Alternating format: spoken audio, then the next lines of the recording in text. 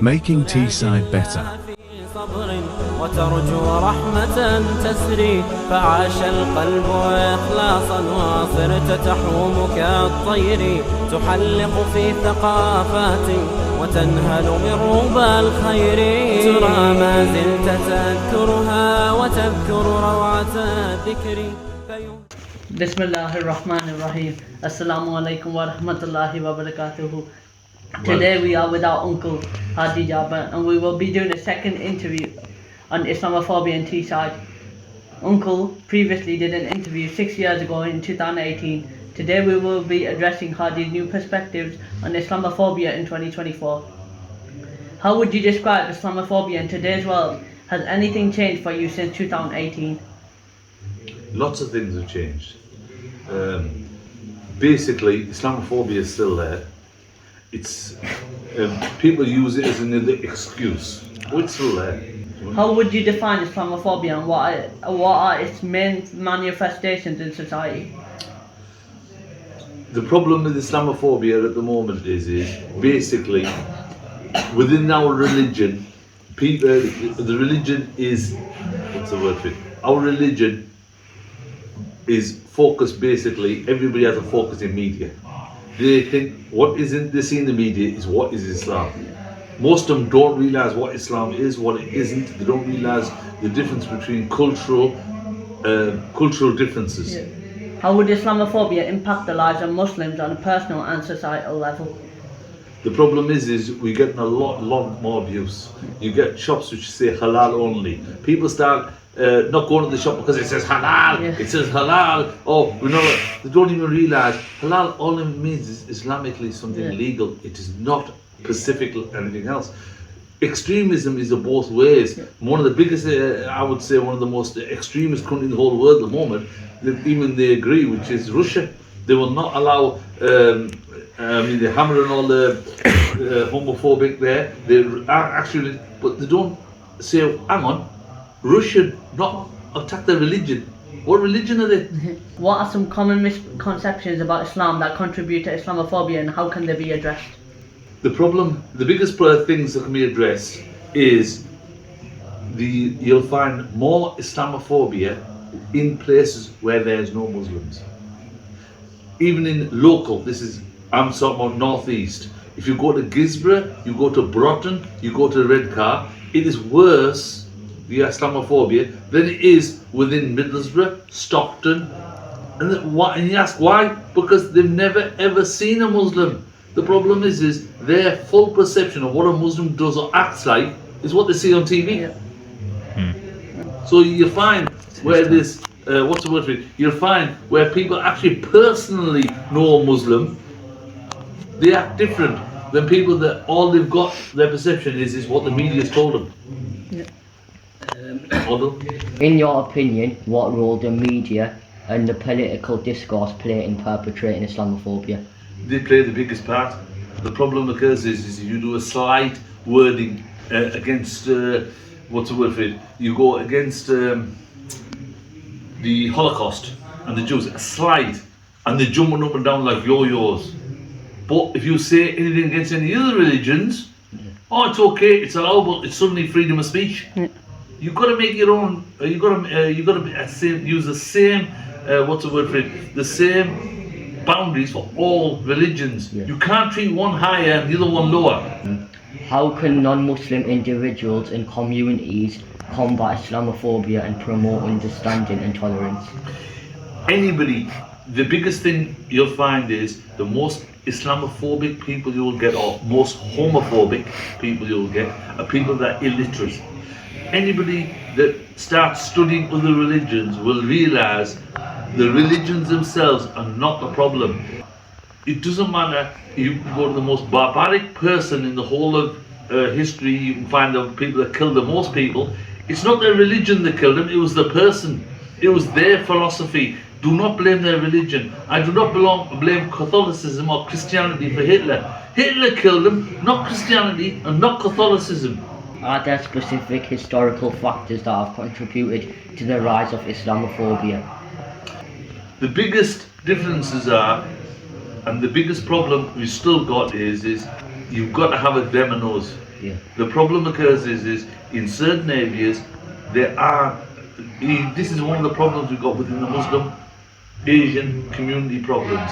You've gone to certain areas and you've made certain areas, slum areas, or certain areas that are Asian only or Muslim only, and then certain areas you haven't actually gone to. And the problem then becomes is those areas where them people do not actually see a single Muslim, they don't know what you look like, they don't understand a single thing about you. Yeah. They believe everything they see, not only in media, TV, as in news, they also believe everything they see in the fictional films. Because you remember, the fictional films have got to portray a hero, and they've also got to portray a villain. Yeah. And the problem with when they portray a villain is the amount of people, like even in True Lies, if you go by Arnold Schwarzenegger film, they all seem to be these Muslim fanatics, and what happens is they've got these portrayals of these villains, and the problem is if you've never ever met a Muslim, you think, oh, I'm like that. What strategies do you recommend for Muslims that are trying to tackle Islamophobia? You've got to not necessarily spread your message. What you've got to do is you've got to increase knowledge. Yeah. That is the only way. And the other thing you've got to make sure is you've got to make sure that non-Muslims and Muslims, everybody looks at everybody else as a human being. If you look at somebody else as a human being, you look at somebody else as a potential father of somebody, a mother, a sister, you're not going to attack them.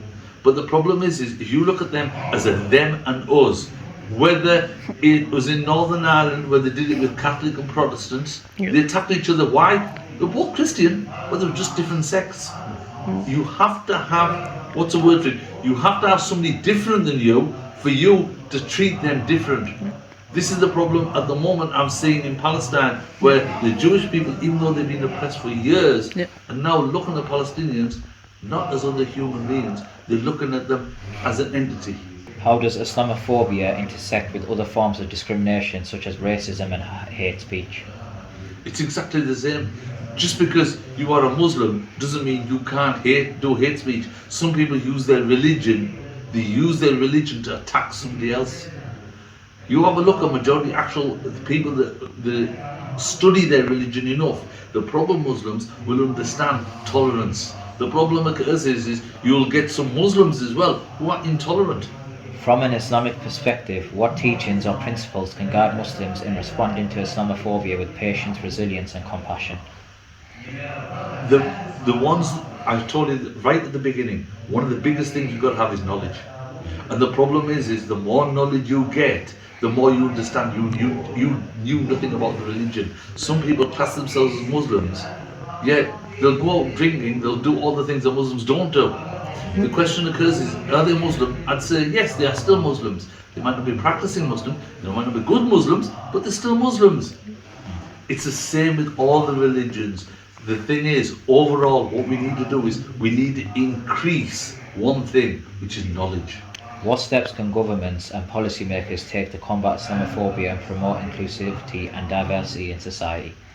The biggest thing we've got to be is they've got to actually act on some of their own policies. Majority of the politicians, especially in their actions and their words, to me personally, I think they're racist.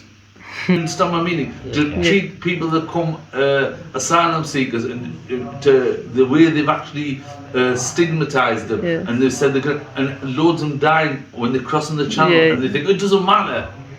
They're people. They're running and they're that desperate. There must be something behind it. Previously, in your last interview, you made a specific statement regarding a racist remark. You stated, and I quote, "There goes Bin Laden, there goes terrorist, Al-Qaeda." Is this statement something you have personally experienced, or is it a statement made by others that you needed to address? It's a statement I get all the time. The reason being is most people don't realise all the lunas you look, because I've got a big beard, right? And I wear the Asian clothes, and even on Friday I wear, which is a proper bag, because I'm trying to follow the example of the Prophet. The problem occurs is automatically it's a title they've stuck. Most Asians will understand, most English will not. If you go to school, they'll call you a Paki. I've had it a couple of times where the people have complained because they said, oh, Uncle, we're Arabs. I said, yeah, but they don't know the difference. And the problem is they don't know the difference between Indian, Bangladeshi, Arab. And the problem is most of them have heard the one word and they think, they don't call it terrorist because it's too long. Yeah. Land's a quicker word. That's all it is. I've just told you, the more knowledgeable you get, the better you are. And the problem is that's the level of their knowledge. You know what I mean? They intellectually, they're not all there.